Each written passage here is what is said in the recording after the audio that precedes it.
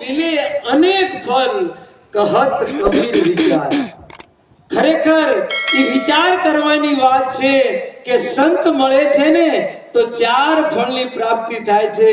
તો આપણને જેની આતુરતાથી રાહ જોઈ રહ્યા છો, પહેલા જોરદાર તાળીઓથી એમનું સ્વાગત કરીને આપણે ઇંગ્લેન્ડ, આફ્રિકા, ઓસ્ટ્રેલિયા, અમેરિકા અનેક દેશોની અંદર ભ્રમણ કરી અને આપણા બોટાદ શહેરની અંદર એવા મહાત્મા શ્રી અંગીરાબાઈજી આપણા બોટાદ શહેરની અંદર પધાર્યા છે।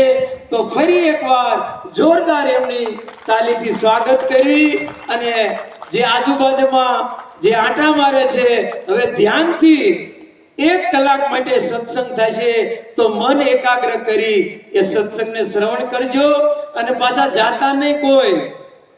સત્સંગ પૂરો થયા બાદ આપ લોકોને નાસ્તો કરાવવામાં આવશે।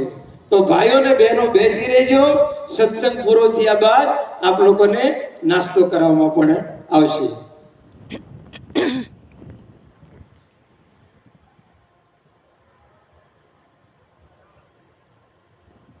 अखंड मंडलाकारं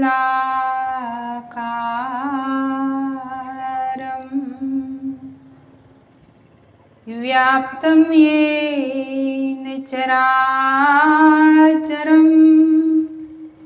तत्पदं दर्शितं येन तस्मै श्री गुरवे नमः। श्री गुरुचरण सरोज रज निज मन मुकुर सुधारी वरनौ रघुवर विमल यश जो दायक फल चार। देवी प्रपन्नार्ति हरे प्रसीद प्रसीद मातर जगतो अखिलस्य प्रसीद विश्वेश्वरि पाहि विश्वं त्वमेश्वरी मां चराचरस्य त्वमेश्वरी मां चराचरस्य। बोलिए श्री सद्गुरुदेव महाराज की, आदिशक्ति अम्बे मात की जय। श्री रामचंद्र भगवान की जय। उमापति महादेव की जय। श्री कृष्ण कन्हैया लाल की जय। पवन सुत हनुमान की जय। साचे दरबार की जय। सत्य सनातन धर्म की जय।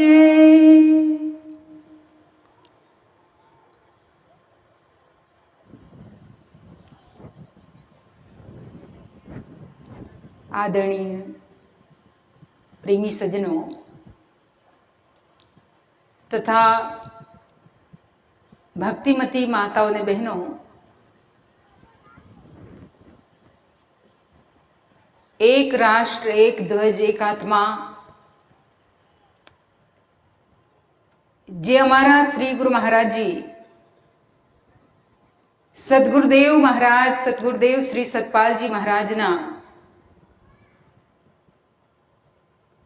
मूल उद्देश्य ने दर्शावता मानव ने एकताना सूत्रमां कई रीते बांधी शकाय अने मानव एक एवा कया सूत्र साथे बंधायेलो छे एनु आ मार्गदर्शन શ્રી ગુરુ મહારાજજી આવા અનેકો સદભાવના સંત સંમેલન દ્વારા, સંત મહાત્માઓ દ્વારા લોકો સુધી સંદેશ પહોંચાડવા માંગે છે. અને એ જ અંતર્ગત આજે અને આવતીકાલે 2 દિવસ આપ લોકોના બોટાદ શહેરમાં, અને એમાં પણ જેમ ભાઈજીએ કીધું જાગતા હનુમાનજીના મંદિરના પાછળના મેદાનમાં, ભાઈ ભક્તો તો હંમેશા જાગતા જ રહેવા જોઈએ. અને આપણે કાયમ સાંભળીએ છીએ કે જો જાગત હૈ સો પાવત હૈ, जो सोवत है सो खोवत है, उठ जाग मुसाफिर भोर भई अब रैन कहाँ जो सोवत है. हे भाई, उठो जागो, ચાલતા રહો જ્યાં સુધી લક્ષ્ય પ્રાપ્ત ન થાય. જો એકવાર લાંબી સોડ તાણીને સૂઈ ગયા પછી જગાશે નહીં. અત્યારે જાગવાનો મોકો મળ્યો છે અને જાગીએ તો જ કંઈક પામીશું. સંત જ્ઞાની આપણને જગાડે છે અને એ જ કહે છે, મુસાફિર જાગતે રહેના નગર મેં ચોર આતે. કે ભાઈ જાગો, ક્યારે ચોર આવશે અને ક્યારે અણમોલ ખજાનો, રત્નનો, જ્ઞાનનો, નામનો ખજાનો ચોરીને લઈ જશે ખબર પડશે નહીં. જરાક જો આળસની ઊંઘ, જરાક જો આપણને એક ઝપકી પણ આવી ગઈ ને, એમાંય તે ચોરી થઈ જશે. તો ઝપકી પણ નહીં આવી જોઈએ. અને એટલે અહીંયા જાગતા હનુમાનજી બેઠા છે. એ આપણને એમના જીવનથી પ્રેરણા આપે છે કે રામ નામના રસિયા જે હંમેશા જાગતા રહીને, હંમેશા જાગૃત રહીને પ્રભુના નામની મસ્તીમાં મસ્ત રહેતા, પરમાત્માના નામની મસ્તીમાં એવા ઝૂમતા રહેતા. શ્રી રામ जानकी बैठे हैं मेरे सीने में, श्री राम जानकी बैठे हैं मेरे सीने में, श्री राम जानकी बैठे हैं मेरे सीने में. मुझको कीर्ति ना वैभव ना धन चाहिए, मुझको कीर्ति ना धन चाहिए, राम के नाम का मुझको रस चाहिए, राम के नाम का सुख मिले से अमृत को पीने में, सुख मिले से अमृत को पीने में, श्री राम जानकी बैठे हैं मेरे सीने में, श्री राम जानकी बैठे हैं मेरे सीने मैं राम रसिया हूँ, मैं नाम सुमिरन करूँ, राम रसिया हूँ मैं नाम सुमिरन करो, राम रसिया हूँ मैं नाम सुमिरन करूँ, राम रसिया हूँ मैं राम सुमिरन करो, मेरे प्रभु की मैं तो सेवा करूँ, मेरे प्रभु की मैं तो सेवा करो, सुख मिले से अमृत को पीने में, सुख मिले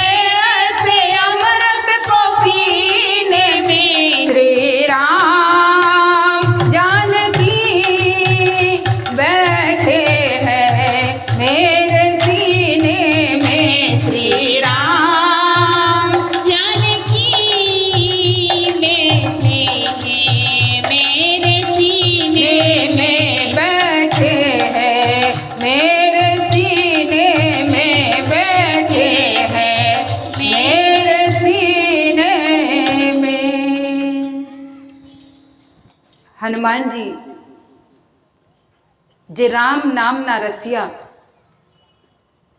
જેમણે કહ્યું કે મુझको कीर्ति ना वैभव ना यश चाहिए, राम के नाम का मुझको रस चाहिए। મને સંસારની કીર્તિ, વૈભવ કે યશની જરૂર નથી, કેવળ રામ નામનો રસ મળી જાય. અને એવો રસ પીવડાવવા માટે જ તો અહીંયા સાધુ સંતો આપ લોકોની સમક્ષ આવ્યા છે કે જો આ રસ પી લીધો, જેણે જેણે રામના નામનો રસ પીધો એમનું જીવન મહાન બન્યું. અને એ રસ પીને મીરાએ કહ્યો કે મોહે હરી રસ લાગ્યો મીઠો રે, और रस सब फीको रे. કે એક પ્રભુના નામનો રસ જ મીઠો છે, બાકી બીજા બધા રસ તો ફીકા છે.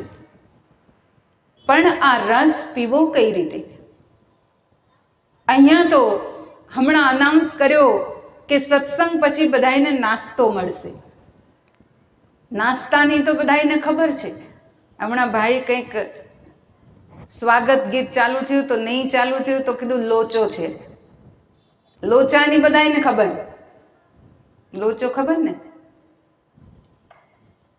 ભજનમાં લોચો હતો કે સ્વાગત ગીતમાં લોચો હતો એ તો વાંધો નહીં, પણ જે લોચો આપણે આ ખાઈએ છીએ. હમણાં અમે નવસારી જતા હતા સુરતથી, તો બહુ મોટું બોર્ડ માર્યું હતું કે આગળ લોચો છે. તો મને એમ કે ખરેખર કંઈક એક્સિડન્ટ થયો હશે. ધીરેથી મેં નીચે વાંચ્યું નજીકથી, તો એમાં લખ્યું હતું કે ખમણ અને ફાફડાઈ મળશે. મેં કીધું આ લોચો કંઈક જુદો છે. આપણે આવા લોચાના રસમાં છીએ. આવો લોચો આપણને બહુ ભાવે, પણ જે રસ હનુમાનજીએ પીધો અને પીને હંમેશા મસ્ત રહેતા, જેને માટે કીધું રામ રસાયન તુમરે પાસા, સદા રહો રઘુપતિ કે દાસા. નાસે રોગ હરે સબ પીરા, જપત નિરંતર હનુમંત વીરા. હનુમાન ચાલીસામાં રોજ ગાઈએ, રોજ ચાલીસામાં તો ગાઈએ કે નાસે રોગ હરે સબ પીરા, કે જેનાથી દરેક પ્રકારના રોગ દૂર થાય, દરેક પ્રકારના કષ્ટ અને પીડા દૂર થાય. એ નામનો હનુમાનજી નિરંતર રસ પીતા. એ નામના નિરંતર રસ પીને હનુમાનજી પ્રભુની સેવા કરતા, હનુમાનજી પ્રભુમાં મસ્ત રહેતા. પણ આપણે બધા રસ પીએ છીએ, થોડી વાર માટે પીધો, થોડી વાર માટે ભક્તિ કરીએ, થોડી વાર માટે ભગવાનની આગળ ઊભા રહ્યા, હાથ જોડ્યા, આંખો બંધ કરી, કંઈક જીભેથી આપણે જાપ પણ કર્યા, પણ નિરંતર રહેતું નથી. થોડી વાર માટે તો આંખ બંધ કરીએ, પણ એ થોડી વાર માટે હાથ જોડી આંખ બંધ કર્યા પછી પણ આપણું મન, જેમ હમણાં બહેનજીએ કીધું કે ગાયના શિંગડા ઉપર રાઈનો દાણો ટકે, આપણું મન તો એટલી વાર પણ ટકતું નથી, એટલી વાર પણ સ્થિર નથી થતું. કેમ કે આપણે એ રસના જ્ઞાનને નથી જાણતા, જે રસનું જ્ઞાન હનુમાનજીને હતું, જે રસનો હનુમાનજી નિરંતર પાન કરતા હતા. આપણે તો આંખ બંધ કરીને હાથ જોડીને થોડાક મંત્ર જાપ કરી લીધા, પણ સંતો જ્ઞાનીઓએ કીધું, ભગવાન શ્રી કૃષ્ણ કહે છે અર્જુનને, નાહમ વેદેન તપસાન જ્ઞાનેન ચેજ્યા, શક્ય એવં વિધો દૃષ્ટુમ દ્રષ્ટવાંસી મામ યથા. હે અર્જુન, નથી હું વેદોને વાંચવાથી મળતો, નથી હું તપ કરવાથી મળતો, નથી હું હવન કરવાથી મળતો, કે નથી હું દાન પુણ્ય કરવાથી મળતો, મને મેળવવા માટે જ્ઞાતુમ દ્રષ્ટુમ ચ પ્રવિષ્ટુમ ચ પરમ તપ. ભગવાન કહે છે કે મને તત્વથી ઓળખવો પડે છે, મને જાણવો પડે છે. જે મને તત્વથી ઓળખે છે અને મારો જે સત્ય નામ છે, જેનું નિરંતર સ્મરણ કરે છે. ત્યારે અર્જુન પૂછે છે, એવું કયું તમારું નામ? હું તો તમારા ઘણા નામ જાણું છું. કૃષ્ણ છો, મુરલીધર છો, દ્વારકાધીશ છો, ગિરધારી છો, ગોપેશ્વર છો, ઘણા તમારા નામ છે. પણ તમે જે નામની વાત કરો છો, જેના દ્વારા તમે ઓળખાવ છો, એ નામ કયું? ત્યારે ભગવાન કહેવા લાગ્યા કે અર્જુન, એ નામ સતત દરેક જીવના પ્રાણોમાં ચાલી રહ્યું છે, દરેક જીવના શ્વાસોશ્વાસમાં ચાલી રહ્યું છે. તસ્માત સર્વેષુ કાલેષુ મામ અનુસ્મર્યુદ્ધ ચ મય્યર્પિતા મનોર્બુદ્ધિમ મામ એવ શિષ્ય સંશયમ. અર્જુન, તું નિરંતર મારા નામનું સ્મરણ કર અને યુદ્ધ પણ કર. ભગવાને નિરંતર સ્મરણ, જેમ હમણાં બહેનોએ સ્વાગત ગીત ગાયું, એમાં પણ એ જ બતાવવામાં આવ્યું હતું કે શ્વાસોની સરગમથી સ્વાગત કરું છું. ભાઈ, આપણા શ્વાસોમાં પણ સરગમ ચાલી રહી છે. એક સરગમ જે વાજિંત્રોમાં સારે ગમ પદની જે 7 સ્વર છે, તમે હાર્મોનિયમ લો કે પછી ઢોલક લો કે નાનામાં નાનો કોઈ પણ વાજિંત્ર લો, ફ્લૂટ લો, જેને વાંસળી કહીએ, વાંસળી લઈએ, કે કોઈ પણ નાનામાં નાનો અથવા ગમે તેટલું મોટામાં મોટું વાજિંત્ર છે, દરેકની અંદર એ 7 જ સ્વર, એક પણ વધારે સ્વર છે નહીં. એવું નથી કે નાનો વાજિંત્ર હોય તો એમાં ઓછા સ્વર હોય, કે બહુ મોટું વાજિંત્ર છે એમાં વધારે સ્વર છે. દરેકની અંદર 7 સ્વર છે અને એનાથી જ સરગમ બને છે. એ 7 સુરોની સરગમ. આપણા સંત જ્ઞાનીઓએ કહ્યું કે તારા શ્વાસોમાં પણ એક સરગમ ચાલી રહી છે. આ શ્વાસોમાં પણ 7 જે આપણા ચક્ર છે, દરેકને ભેદીને એક એવો નાદ એમાં જાગે છે, એક એવી ધ્વનિ અંદર જાગે છે, જેના માટે કહ્યું સહજે હી ધુન હોત હે હર દમ ઘટ કે માય સુરત શબ્દ મેલા ભયા મુખ કી હાજત નાય. સહજ હી, એને જપવું નથી પડતું, એને બોલવું નથી પડતું. એ સરગમને, અહીંયા તો સરગમને આપણે વગાડવી પડે છે વાજિંત્રમાં, ત્યારે આપણા કાન સુધી એ પહોંચે છે. કદાચ એને ગીતો દ્વારા આપણે એ સરગમને ગાઈએ, કદાચ આપણે એને ક્લાસિકલ વે પર સરગમને ગાઈએ, એને ગાઈએ ત્યારે આપણે શ્રવણ કરી શકીએ છીએ, એને વગાડીએ ત્યારે શ્રવણ કરી શકાય છે. પણ આપણા દરેકના શ્વાસોની અંદર જે સરગમ ચાલી રહી છે અને જેના દ્વારા પરમાત્માનું સ્વાગત થાય છે. કહ્યું શ્વાસોની સરગમમાં હું સ્વાગત કરું છું. એ શ્વાસોની સરગમ એ ઈશ્વરનું સાચું નામ, જે એક ધ્વનિ રૂપે નિરંતર આપણા પ્રાણોની અંદર ચાલી રહ્યું છે, જેને માટે મંસૂર ફકીરે કહ્યું કે અગર હૈ શૌક મિલને કા તો હર દમ લો લગાતા જા, ન રખ રોજા ન મર ભૂખા ન જા મસ્જિદ ન કર સિજદા, વજુ કા તોડ દે સિજદા. કે ભાઈ, આ બધું કરવાની જરૂર નથી,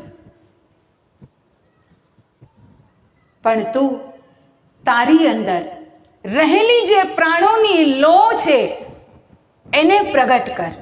શ્વાસોની લોને તું પ્રગટ કર. અને જ્યારે શ્વાસોની લો પ્રગટ થાય છે તો એ જ લોમાં નામની એવી અખંડ જ્યોત ઝળહળવા લાગે છે.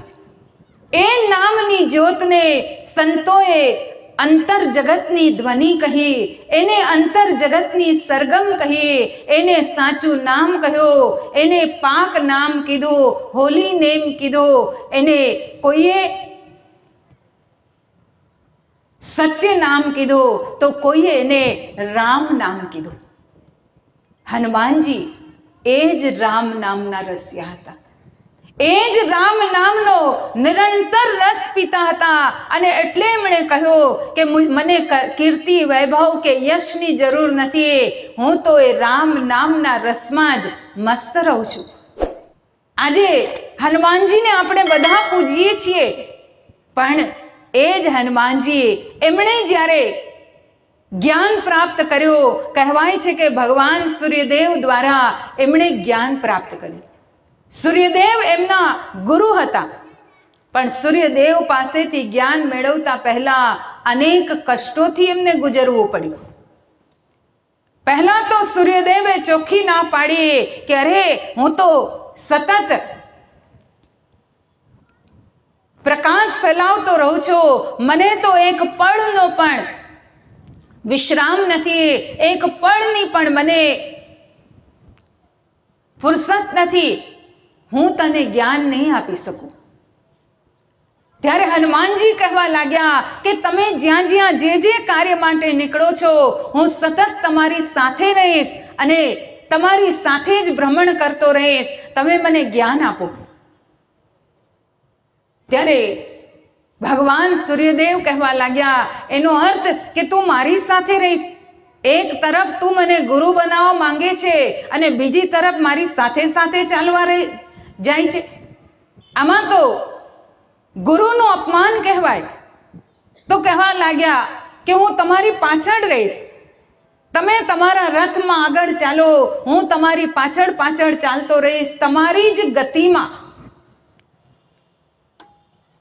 ત્યારે ફરી સૂર્ય ભગવાન એની પરીક્ષા લે છે કે એક તરફ તું જ્ઞાન લેવા માટે તૈયાર થયો છે અને પાછળ રહેવાની વાત કરે છે. પાછળ રહીને કંઈ જ્ઞાન મળતું હશે? જ્ઞાન જો વ્યક્તિને પ્રાપ્ત કરવું હોય તો એને તો આગળ રહેવું પડે. જેમ ડોલમાં પાણી ભરવું છે તો ડોલને નળની નીચે મૂકવી પડે, નળની ઉપર મૂકવાથી ડોલમાં પાણી ભરાશે નહીં.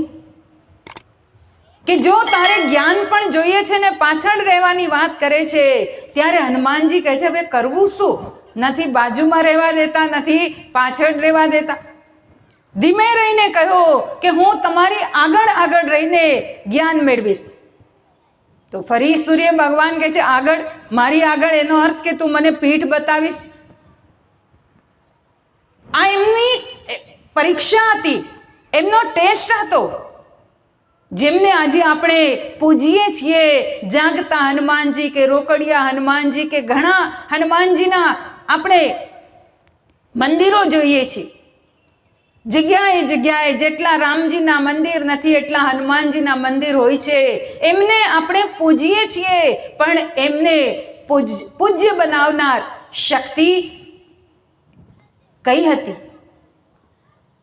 એ એમના ગુરુ મહારાજ સૂર્ય ભગવાન દ્વારા લીધેલી અનેક પ્રકારની પરીક્ષા પછી જે આત્મજ્ઞાનની શક્તિને એમણે હૃદયમાં પ્રગટ કરી, જે રામના નામની શક્તિને, રામના નામનો પ્રકાશ જે એમણે હૃદયમાં પ્રગટ કર્યો, એના કારણે પૂજ્ય બન્યા, એના કારણે પૂજાય છે. કહ્યું કે હું તમારી આગળ ચાલીશ. ભગવાન સૂર્યદેવ કહેવા લાગ્યા કે મને પીઠ બતાવીને મારું કેટલું અપમાન કરી રહ્યો છે તું. ત્યારે હનુમાનજી હાથ જોડે છે કે પ્રભુ એક જ વાત થઈ શકે કે તમે તમારો રથ ચલાવો અને હું તમારી આગળ ઊંધો ચાલતો રહું. મતલબ તમારી તરફ મારું મુખ રહેશે અને હું ઊંધો ચાલતો ચાલતો આગળ વધીશ. કહેવાય છે કે હનુમાનજીએ સૂર્ય ભગવાનના એટલા સખત તાપને, આજકાલ આપણે કેટલી બધી ફરિયાદો કરીએ છીએ, કેટલા દૂર છીએ આપણે તો સૂર્યથી, તોય ફરિયાદ કરીએ છીએ ગરમી છે ગરમી છે. પણ હનુમાનજીએ જ્ઞાન મેળવ્યો, એકદમ સૂર્ય ભગવાનની સામે ઉભા રહીને, એમની સાથે સાથે ચાલીને, સૂર્યના સખત તાપને સહન કરીને, કહેવાય છે કે પરસેવાના રેલા ઉતરતા જતા હતા અને હનુમાનજીને સૂર્ય ભગવાન એની યોગ્યતાને જોઈને, એમની દ્રઢતાને જોઈને, એવી સ્થિતિમાં કે પોતે સંસારમાં પ્રકાશ પણ ફેલાવી રહ્યા છે અને હનુમાનજીના હૃદયની અંદર પણ રામ નામનો પ્રકાશ જગાવી રહ્યા છે અને એ રીતે એમને આત્માનું જ્ઞાન આપ્યું. તો એ હનુમાનજીએ એમણે જ્ઞાન પ્રાપ્ત કર્યો રામના નામનો. અને જ્યારે પ્રભુ રામ આ સંસારમાં ધરાધામ પર ત્રેતા યુગમાં સગુણ રૂપે આવ્યા, તો પોતે પણ એમની સેવા માટે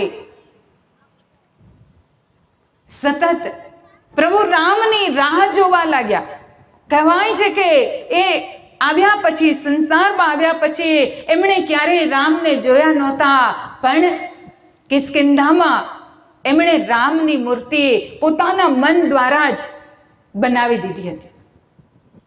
મનમાં જે સૂર્ય ભગવાને જ્ઞાન આપીને રામના નામનું એ સ્મરણ કરતા હતા અને અંતર મનમાં જે રામની મૂર્તિ એમણે જોઈ હતી નિર્ગુણ રૂપે, એને આધારે રામની મૂર્તિ એમણે પહેલા બનાવી દીધી હતી. કહેવાય છે કે રામજી જ્યારે કિષ્કિંધામાં આવ્યા ત્યારે સુગ્રીવ એમને બતાવે છે કે આ હનુમાને મૂર્તિ બનાવી છે. રામજી એને જોઈને પણ વિચાર કરવા લાગ્યા કે અરે આ તો મને મળ્યો નથી અને મારી મૂર્તિ બનાવી દીધી. તો એ નામની શક્તિથી, જે અંતર જગતમાં પ્રાણોમાં રહેલા નામથી, નિર્ગુણ મૂર્તિ દ્વારા એમણે સગુણને ઓળખી લીધા. આજે આપણા દરેકની અંદર પણ એ જ રામની નિર્ગુણ મૂર્તિ સમાયેલી છે. પણ આપણે બધા રામજીને તો પૂજીએ છીએ, હનુમાનજીને પણ પૂજીએ છીએ, પણ નથી ક્યારેય કોઈને પૂછતા કે એવી કઈ મૂર્તિ કે જે હનુમાનજીએ આ પોતાના વક્ષસ્થળને ફાડીને લોકોને બતાવી. આપણે તો બધા જોઈએ છીએ વક્ષસ્થળ ફાડીને રામ અને સીતાને બતાવ્યા, પણ હકીકતમાં એ રામ અને સીતા આપણા દરેકની અંદર પણ તો છે. સિયા રામમય સબ જગ જાની, કરો પ્રણામ જોરી જુગ પાની. એ તો દરેકની અંદર છે, દરેકના મન મંદિરમાં છે, પણ આપણને દેખાતા નથી. કેમ કે આપણે સાચા નામથી રામને પુકારતા નથી. જ્યાં સુધી સાચા નામથી ન પુકારવામાં આવે, અહીંયા તમે બધા આટલા બધા બેઠા છો, તમારામાંથી જો કોઈનું હું નામ બોલું તો તમે તરત જ ઊભા થશો કે બહેનજી શું કામ છે. જો વ્યક્તિનું નામ બોલવામાં આવે તો તરત વ્યક્તિ ઊભો થઈ જાય છે, એનું રૂપ પ્રગટ થઈ જાય છે. એવી રીતે જ્ઞાનીઓ કહે છે કે ઈશ્વરના પણ સાચા નામને જો પ્રાણોથી પુકારવામાં આવે, શ્વાસોથી નામનું સ્મરણ કરવામાં આવે, તો ઈશ્વર પણ તરત જ ત્યાં જ પ્રગટ થઈ જાય. આપણા અંતર મનમાં, આપણા હૃદય મંદિરમાં એ તરત જ પ્રગટ થઈ જાય. પણ આપણે બધા સાચા નામને નથી જાણતા. જ્યાં સુધી એ નામ નહીં જાણીએ, જેને માટે જ્ઞાનીઓએ કહ્યું કે નામ બિના બેકાર હૈ, 56 ભોગ વિલાસ, क्या इंद्रासन जीत लिया और क्या बैकुंठ निवास. नाम लिया तिन सब लिया, सकल शास्त्र का भेद, बिना नाम नर के पड़ा, पढ़ता चारो वेद. चारे वेद वांची લીધા, અનેક પુરાણો વાંચી લીધા, અનેક પૂજા પાઠ કરીને અનેક તંત્ર મંત્ર પણ કર્યા, પણ જ્યાં સુધી નામ ન જાણ્યું તો કહ્યું નામ બિના બેકાર હૈ 56 ભોગ વિલાસ. ઘણા બધા સંસારના ભોગો પણ આપણે ભોગવ્યા, અનેક પ્રકારની ધન સંપત્તિને મેળવી, સંસારના દરેક સુખોને આપણે પ્રાપ્ત કર્યા. આ બધું મેળવવા છતાં અહીંયા સુધી કીધું ઇન્દ્રનું ઇન્દ્રાસન પણ મળી ગયું, વિષ્ણુ ભગવાનનું વૈકુંઠ પણ પ્રાપ્ત કરી લીધું. આ બધું મેળવવા છતાં પણ राकेट बनाना जाना, चंद्रलोक पर जाना जाना, धरती के गर्भ का सारा खजाना जाना, पर ये सब कुछ व्यर्थ है. व्यक्ति જ્યાં સુધી પોતાને નથી ઓળખતો અને પોતાના એ સાચા નામ જે આપણા દરેકના પ્રાણોમાં રહેલું છે એને નથી જાણતો, તો આ બધી જ વસ્તુ વ્યર્થ છે. અને એ જ આપણે જોઈ પણ રહ્યા છીએ. વિજ્ઞાનને આપણે જોઈએ તો કેટલું આગળ વધી ગયું છે.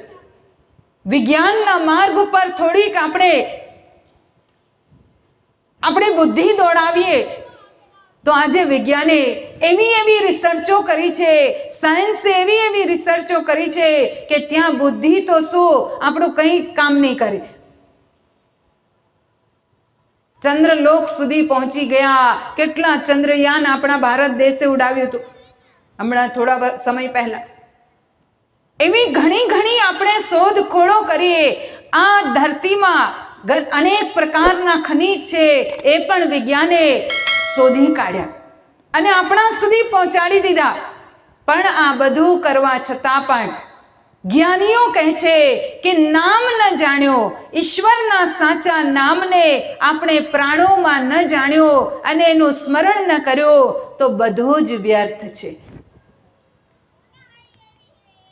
कंचन शेर सुमेर दो, गज हस्ती सा दाना, सहस्त्र गाय नित दान करो तो नहीं नाम समाना. रोज व्यक्ति अनेक गायोનું દાન કરી લે, ગજ હસ્તીનો હાથી ઘોડાનું દાન કરી લે. અરે મેરુ પર્વતની સમાન ધન પણ વ્યક્તિએ મેળવી લીધું, પણ જો નામ ન જાણ્યો તો હું ઘણીવાર કહું છું કે વગર નામે વ્યક્તિનું જીવન એવું છે જેવી રીતે એકડા વિનાનું ના મીંડાનું હોય. એકડા વિનાના મીંડાનું કોઈ અસ્તિત્વ છે? હું અને તમે પણ જો ઈશ્વરના એ સત્ય નામને નહીં જાણીએ તો આપણું પણ એકડા વિનાના મીંડા જેવો અસ્તિત્વહીન જીવન ગણાશે. જીવન તો છે પણ એમાં કોઈ અસ્તિત્વ નહીં. પણ એ જ એકડા વિનાના મીંડાને ભલે આપણે ગમે તેટલા મૂકીએ, અહીંયાથી લઈને તમે સુરત સુધી લગાવતા જ જાઓ, ઝીરો. કોઈ કિંમત છે? કેટલા કિલોમીટર થાય? ગમે તેટલા મીંડા મૂકશો પણ એની કોઈ કિંમત નથી. પણ એ જ મીંડાની આગળ એક જ મીંડું હશે અને આગળ જો એકડો આવી ગયો તો એની કિંમત 10 ગણી વધી જાય છે. સંત જ્ઞાની આપણને એ એકડા સાથે જોડવાની વાત કરે છે કે ભાઈ એ એક સત્ય તત્વને તું જાણી લે. એકો સુમિરો નાનકા, જલ થલ રહ્યો સમાય, દૂજા કાહે સુમરીએ, જો જન્મતે હી મર જાય. એકને સ્મરી લો, એકનું સુમિરણ કરી લો, જે જલમાં થલમાં તમારામાં મારામાં સૃષ્ટિના કણ કણમાં સમાયેલું છે, જે દરેક જગ્યાએ છે. આજે આપણે એ કણ કણમાં રહેલા એક તત્વને નથી જાણતા એટલે ભગવાનને પણ દરેક જગ્યાએ આપણે જોઈ શકતા નથી. કોઈ એક વ્યક્તિ, ઘણીવાર આપણે સાંભળીએ છીએ કે એક વ્યક્તિ મસ્જિદમાં બેસીને દારૂ પી રહ્યો હતો, તો કોઈ બીજો વ્યક્તિ આવ્યો, કહેવા લાગ્યો, અરે ભાઈ આ તો ખુદાનું ઘર છે, ये तो खुदा खाना है, इस खुदा खाने में बैठ करके तुम शराब पी रहे हो. ત્યારે એ શરાબી કહેવા લાગ્યો, એ દારૂડિયો, દારૂ પીને પણ એની વિચાર શક્તિ, એને કહ્યું કે અરે ગાલિબ शराब पीने दे मुझे, मस्जिद में बैठकर या कोई ऐसी जगह बता दे जहां खुदा न हो. કે ભાઈ જરાક બતાવ મને કે ભગવાન ક્યાં નથી. તું આને ખુદા ખાના કહે છે, પણ ભગવાન તો દરેકના હૃદય મંદિરમાં પણ છે. જે હું બોલું છું મારી અંદર પણ એ ખુદા છે, મારી અંદર પણ એ ઈશ્વર છે. તમે બધા સાંભળી રહ્યા છો, તમારી અંદર પણ એ જ પરમાત્મા છે. આ કણ કણમાં એ ઈશ્વર સમાયેલા છે, પણ એને ન જાણવાને કારણે આપણા દૃષ્ટિમાં ભેદ છે. અને એ કઈ રીતે જણાય છે? તો કેવળ નામ દ્વારા જ.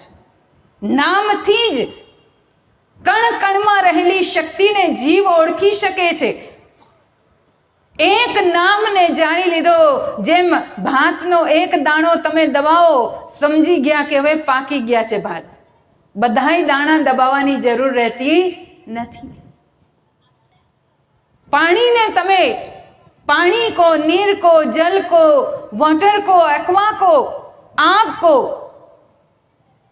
શબ્દોમાં ફેર છે, પણ પાણી તો એનું એ જ રહેવાનું. જળ કહેશો તો પણ તરસ મટશે, નીર કહેશો તો પણ તરસ મટશે, વોટર કહેશો તો પણ તરસ મટશે. પણ આજે આપણે એ વસ્તુને ભૂલી ગયા છીએ કે અસલમાં એનું તત્વ કયું છે. એના શબ્દો ભલે જુદા જુદા છે, એના નામ ભલે અલગ અલગ છે, પણ એની અંદર રહેલું તત્વ, જો H2O ની ખબર પડી જાય, 2% હાઇડ્રોજન 1% ઓક્સિજન, જો આટલી ખબર પડી જાય તો જળ, નીર, વોટર, એક્વા, પાણી, આમાં આપણો ભેદ, આમાં આપણો જે મનમાં તફાવત છે એ રહેશે નહીં. એવી જ રીતે આપણા દરેકની અંદર પણ ઈશ્વરનું એક સાચું નામ એકડા રૂપે, કે જેને કીધું રામ નામ એક અંક હૈ और साधन सब शून्य, अंक रहे 10 गुण्य है, अंक गए सब शून्य. રામ નામ એક એકડો છે, બાકી બીજું બધુંય શૂન્ય છે. બીજું બધુંય જેટલા આપણે તંત્ર મંત્ર કરીએ, પૂજા પાઠ કરીએ, આ મારી વાત નથી. સ્વયં તુલસીદાસજી મહારાજ કહે છે, અને નરસિંહ ભગતે પણ કહ્યું કે જ્યાં લગી આત્મ તત્વ ચીન્યો નહીં, ત્યાં લગી સાધના સર્વ જૂઠી. મનુષ્ય દેહ તારો એમ એળે ગયો, જેમ માવઠાની વૃષ્ટિ રૂઠી.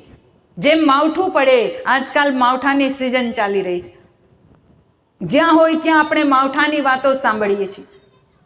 અને બધા એ જ વાતો કરતા હોય છે કે પાકને નુકસાન થાય છે, ક્યાંક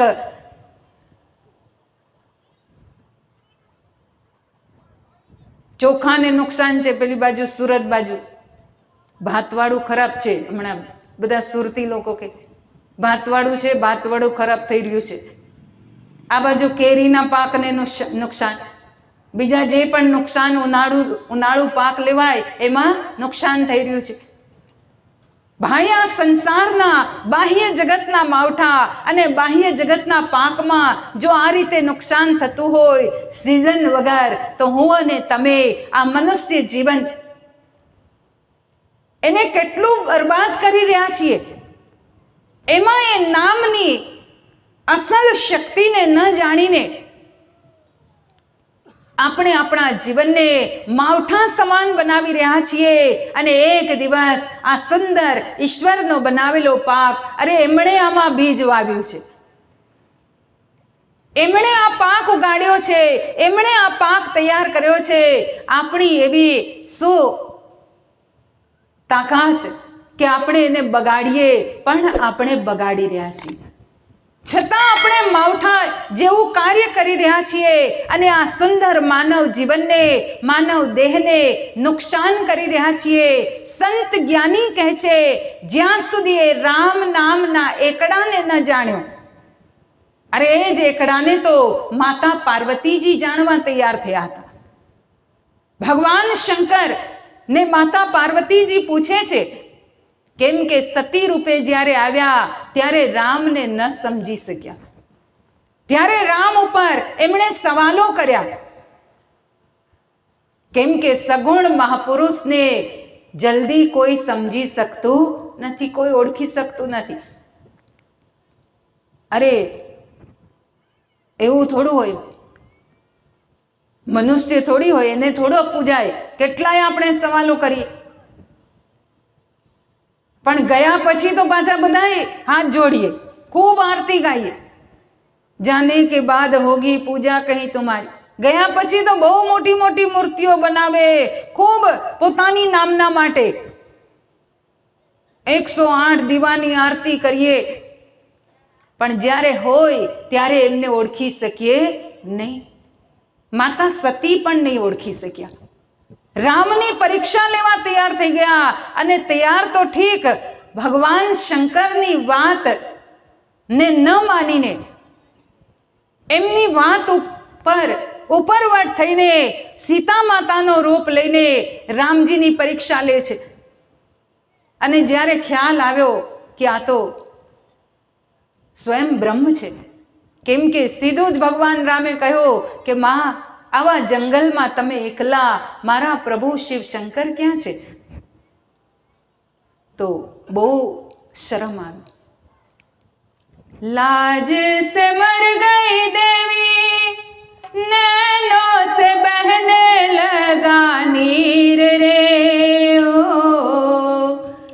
लाज से मर गई देवी, नैनों से बहने लगा नीर रे ओ। शंकर का करके सोचे उठने लगी थी हमें पीर रे। डरती डरती आई देवी, जहाँ ते बोले स्वामी तपोवन आ गए हैं, तपोवन आ गए हैं। एक दिन वो त्रिभुवन के स्वामी बनकर सती अनुगामी तपोवन आ गए हैं, ओ तपोवन आ गए हैं। लाज से मर गई देवी, नैनों से बहने लगा नीर रे. બહુ શરમ આવી, આંખોથી આંસુ વહેવા લાગ્યા. શંકર કા કરકે સોચ ઉઠને લગી થી હમે પીર રે. શિવજીનો મનમાં વિચાર આવતો હતો કે હવે જઈને મોઢું કઈ રીતે બતાવીશ. બહુ દુઃખ પણ થતું હતું, અને દુઃખની સાથે સાથે અંદર પીડા થઈ કે શું જવાબ આપીશ, કેવી રીતે મોઢું બતાવીશ. ડરતી ડરતી आई देवी, जहां थे बोले स्वामी. ડરતા ડરતા આવ્યા. શિવજીએ પૂછ્યું, લઈ લીધી પરીક્ષા? કીધું નહીં પ્રભુ, કોઈ પરીક્ષા નથી લીધી, કશું ન પરીક્ષા લી.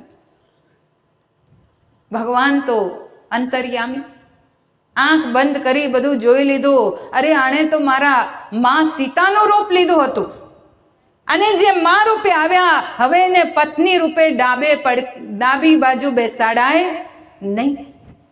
સામે આસન આપી દીધું, બેસો દેવી. એ જ માતા સતી પ્રભુ શિવ શંકરના ત્યાગ પછી પોતાના શરીરને ત્યાગી દે છે દક્ષ રાજાના યજ્ઞ કુંડમાં. અને ત્યારબાદ જ્યારે પાર્વતી રૂપે રાજા હિમવાન અને માં મીનાવતીને ત્યાં આવે છે, અને જ્યારે એમના વિવાહ થાય છે ભગવાન શિવ શંકરની સાથે, તો કૈલાસમાં આવીને મનમાં એક જ ભાવ હતો કે પાછલા જન્મમાં રામને ન ઓળખી શકી, આ જન્મમાં રામને જાણવા છે. આજે આપણને રામને જાણવાની, કેમ કે માનીએ આપણે બધા છીએ, બધાય લોકો કે હું રામને માનું છું, હું કૃષ્ણને માનું છું, હું આને માનું છું, માતાજીને માનું છું, આપણે માનીએ છીએ. પણ અહીંયા ભગવાન શિવ શંકરને માતા પાર્વતીજી કહે છે મારે રામને જાણવા છે. જો મો પર પ્રસન્ન સુખ રાશિ, જો મો प्रसन्न सुख राशि, जानिय सत्य मोहि निज दासी, तो प्रभु हर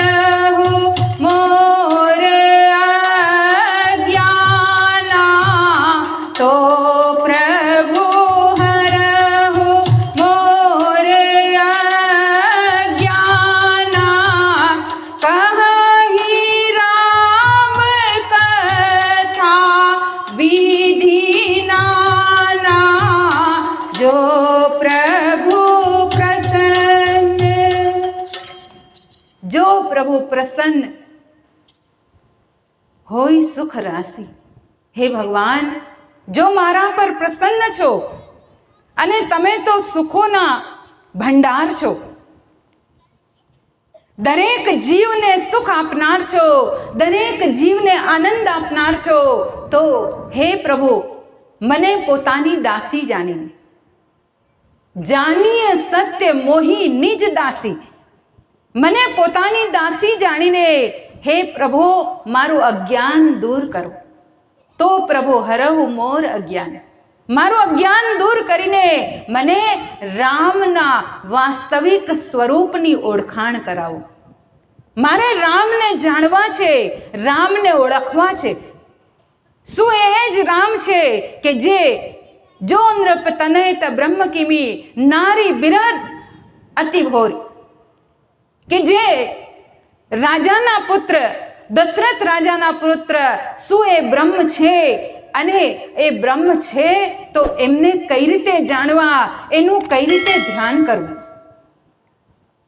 માતા પાર્વતીજી રામને જાણવા તૈયાર થઈ ગયા, પણ આજે આપણે બધા પોતે પોતાને એટલા બધા જ્ઞાની સમજવા લાગ્યા છીએ કે અરે હું તો જાણું જ છું, મને તો આ ખબર છે, મેં તો ગીતા આટલી વાર વાંચી નાખી, મેં તો ભાગવત આટલી વાર સાંભળી લીધી. આપણે બધા એમાં જ પોતે પોતાને જ્ઞાની સમજતા થઈ ગયા. અરે એક વાર શું, 1000 વાર ભાગવત સાંભળી લીધી, પણ જો આપણે આપણા જીવનમાં રામના વાસ્તવિક સ્વરૂપને અને રામના સાચા નામને ન જાણ્યો તો ખાલી સાંભળી લેવાથી કહ્યું સુન સુન કે સુન્ન હો ગયે. સાંભળી સાંભળીને આપણે એવા સુન થઈ ગયા, એવા આપણે પોતે દરેક રીતે ગાફિલ થઈ ગયા. આપણે આપણને ઓળખતા નથી. જ્ઞાનીઓ કહે છે ખાલી સાંભળવાથી, જેમ અખા ભગતે કીધું કે કથા સુણી સુણી ફૂટ્યા કાન, તોય અખા ન થયું બ્રહ્મ જ્ઞાન. ઊંડો કૂવો ને ફાટી બોક, શીખ્યું સાંભળ્યું સર્વોએ ફોક, આંધળો આંધળો સસરો ને સરંગટ વો, એમ કથા સાંભળવા ચાલ્યા સૌ, કહ્યું કશું ને કર્યું કશું, આંખનું કાજળ ગાલે ઘસ્યું. આવું આપણે કરી રહ્યા છીએ. સાંભળી સાંભળીને, સાંભળ્યું તો બહુ, પણ ઉતર્યો એક શબ્દ પણ નહીં. કેમ કે કથામાં, સત્સંગમાં આપણે ગયા, શરીર ગયું, પણ આપણું મન ગયું નહીં. અને એના કારણે ખાલી ભાગવત સાંભળી લીધી કે ખાલી શિવ કથા સાંભળી લીધી, એનાથી જીવનમાં આપણે જ્ઞાની નહીં કહેવાઈએ. જ્ઞાની એ છે કે જે રામના સાચા નામને પોતાના હૃદયમાં જાણીને રામનું સ્વરૂપ પ્રગટ કરે છે. અને એના માટે માતા પાર્વતીજી ભગવાનને પૂછે છે. ત્યારે ભગવાન કહેવા લાગ્યા કે હે પાર્વતી, તમે તો ખરેખર ધન્ય છે. ધન્ય ધન્ય ગિરિરાજ કુમારી, ધન્ય ગિરિરાજ કુમારી, તુમ સમાન નહીં કો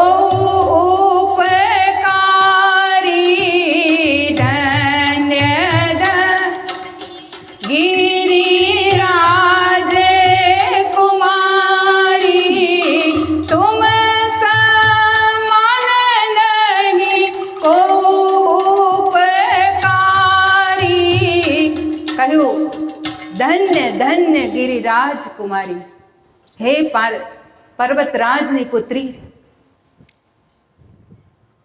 તમે ધન્ય છો. તમારા સમાન સંસારમાં બીજો કોઈ ઉપકારી નથી. માં પાર્વતીજી પૂછે છે એવું શા માટે કહ્યું? ત્યારે ભગવાન કહે છે હે પાર્વતી, તમે જે આ પ્રશ્ન કર્યો કેવળ તમારા માટે નહીં, અરે તમે તો બધું જ જાણો છો. રામ કૃપા તે પાર્વતી, સપને હું શોક ન ભ્રમ, કઈ ન હોય તમારા અંદર તો તમારી અંદર કોઈ ભેદ નથી, ભ્રમ નથી, કોઈ શોક નથી. આ તો તમે સમાજના કલ્યાણ માટે, સંસારના જીવોને રામની વાસ્તવિકતા સમજાવવા માટે આ પ્રશ્ન કર્યો છે. અને એને માટે તમને માધ્યમ બનાવીને, તમને નિમિત્ત બનાવીને હું સમાજ સુધી રામના નામ અને રામના રૂપનું જરૂર વર્ણન કરીશ. અને ત્યારે કહેવાય છે કે ભગવાન શંકર માં પાર્વતીજીને ની મહિમા સંભળાવે છે, રામના નામની મહિમા સંભળાવે છે. પણ એના માટે સૌથી પહેલા ભગવાન કહે છે કે હે પાર્વતી, એ જ વ્યક્તિ રામના નામને અને રામની વાસ્તવિકતાને ઓળખી શકે જેને સત્સંગ સાથે પ્રેમ હોય. ત્યારે ભગવાને કહ્યું કે રામ ભક્તિ કે તે અધિકારી જિनको સત્સંગત અતિ પ્યારે, કે એ જ વ્યક્તિ રામના નામને અને રામની ભક્તિના અધિકારી બની શકે જેને સત્સંગ પ્રેમથી પ્રેમ હોય. जिन हरि कथा सुनी नहीं काना, श्रवण रंध्र रही भवत સમાન. કે સાપના દર જેવા એના કાનના કાણા કહેવાય કે જે સત્સંગથી પ્રેમ ન કરે. કાણા તો રાખ્યા છે પણ એ સાપના દર જેવા, જેમાં બસ ઝેર જ રેડાયા કરે. સત્સંગની મહિમા સૌથી પહેલા ભગવાને સંભળાવી અને ત્યારબાદ ભગવાન કહે છે કે હે પાર્વતી, રામ તો એવી શક્તિ છે કે રામ બ્રહ્મ પરમાર્થ રૂપા, અભિગત અલખ અનાદિ અનુપા. રામ તો બ્રહ્મ છે, અનાદિ છે, અલખ છે, અનુપમ છે. પણ એ અલખ અને અનુપમ રામની શક્તિને જાણવા માટે હે પાર્વતી ગુરુની જરૂર પડી. ચોખ્ખું કીધું, ગુરુ વગર રામનું જ્ઞાન ન થાય, ગુરુ વગર રામની વાસ્તવિકતા ન ઓળખી શકાય. હે પાર્વતી, જો ગુરુ જ્ઞાન વગર વ્યક્તિ વિચાર કરે કે હું બહુ જ્ઞાની છું અને એકબીજાનું સાંભળેલું અને વાંચેલું બીજાને કીધા કરે તો એ તો ચોર કહેવાય, ચોરી કરેલું ધન વાપરતો વ્યક્તિ કહેવાય. એવું ચોખ્ખું શિવ પુરાણમાં લખ્યું છે. ભગવાન શિવ કહે છે કે ચોરી કરેલું ધન વાપરતો હોય એવું કહેવાય કે જે કેવલ સાંભળેલું અને વાંચેલું એને જ જ્ઞાન સમજીને પોતાને જ્ઞાની સમજવા લાગે. હે પાર્વતી, આ કલયુગમાં એવા અનેકો લોકો જોવા મળશે. એ પણ વાત કરીએ કે કલયુગ ગ્રસે ધર્મ સબ, લુપ્ત ભય સદગ્રંથ, દંભી નિજમતી કલ્પ કરે, પ્રગટ કિન્ન બહુપંથ. કલયુગમાં આવું અનેક જોવા મળશે. કલયુગમાં લોકો એકબીજા થોડી એવી લાલચને કારણે, લોભને કારણે, કૌડી લાગે લોભ બસ, વિપ્ર કરે ગુરુ ઘાત. કલયુગમાં વ્યક્તિ અનેક પ્રકારથી ઊંચી વાતો તો બહુ કરશે, અનેક પ્રકારની શાસ્ત્રોની વાતો કરશે, પણ રામના તત્વને ઓળખતો નથી તો એનું જીવન ચોરી કરેલા ધન ખાધેલું જ ગણાશે. અને એને માટે હે પાર્વતી ગુરુની જરૂર પડે છે. ગુરુ વગર એ જ્ઞાન નથી મળતો. સાફ કીધું ભગવાને કે ગુરુ બિન હોય કી જ્ઞાન, જ્ઞાન કી હોય વૈરાગ બિન, ગાવહી વેદ પુરાણ, સુખ કી લહી હરિ ભક્તિ બિન. તો ગુરુ વગર એ જ્ઞાન નથી મળતું. અને એવું જ્ઞાન ભગવાન શિવ શંકર માતા પાર્વતીજીને બતાવે છે. તો એ નામ, રામનું નામ કયું, કેવી રીતે એનું સ્મરણ થાય અને કઈ રીતે એમનું સ્વરૂપ અંતરાત્મામાં પ્રગટ થાય, એ કેવું સ્વરૂપ છે એના વિશે આવતીકાલે આપણે સત્સંગમાં સાંભળીશું કે ભગવાન શિવશંકર માતા પાર્વતીજીને એવી કઈ 4 યોગિક સાધનાઓ બતાવે છે. ભગવાને સાફ કહ્યું, જ્યારે માં પાર્વતીજીએ પૂછ્યું કે કાળનો નાશ કરનારી અને કાળ પર વિજય પ્રાપ્ત કરનારી કોઈ સાધના હોય તો મને તમે બતાવો. ત્યારે ભગવાન કહે છે કાળનો નાશ કરનારી 4 સાધનાઓ છે. હે પાર્વતી, હું તમને એનું જ્ઞાન કરાવીશ, એનો અનુભવ કરાવીશ. તો એ 4 સાધનાઓ કઈ જે શિવશંકર ભગવાન માતા પાર્વતીજીને બતાવે છે. આવતીકાલે એના ઉપર આપણે સત્સંગ કરીશું. આપ લોકો આવતીકાલે પણ સમયથી આવી સત્સંગથી લાભ ઉઠાવશો. આજે સમય ઘણો થઈ ગયો છે, પણ ભાઈ 2 જ દિવસ છે, પછી તો સુવાનું જ છે ને. અને સુવામાં તો જિંદગી જતી જ રહી છે. આટલી તો હવે થોડીક વધી છે, એને તો આપણે જાગીને એનો સાચે માર્ગે ઉપયોગ કરીએ અને એને સાર્થક કરીએ. નહીં તો સોતે સોતે મેં ગુજર ગઈ સારી જિંદગી. આખી જિંદગી સુવામાં જતી રહી. તો ભાઈ આવતીકાલે સમયથી સત્સંગ શરૂ થઈ જશે. 8, 8:30 વાગે ભજન શરૂ થઈ જાય તો વધારે સારું. કેમ કે જેમ જેમ આપણે ભજન ગાતા રહીએ એમ લોકો આવતા રહે. અને 9 વાગ્યાથી સંત મહાત્માઓ દ્વારા અહીંયા સત્સંગ થવા લાગશે. તો આપ લોકો જરૂરથી સમયથી આવી સત્સંગથી લાભ ઉઠાવશો. હવે નાની એવી આરતી થશે, ત્યારબાદ પ્રસાદ લઈને જશો.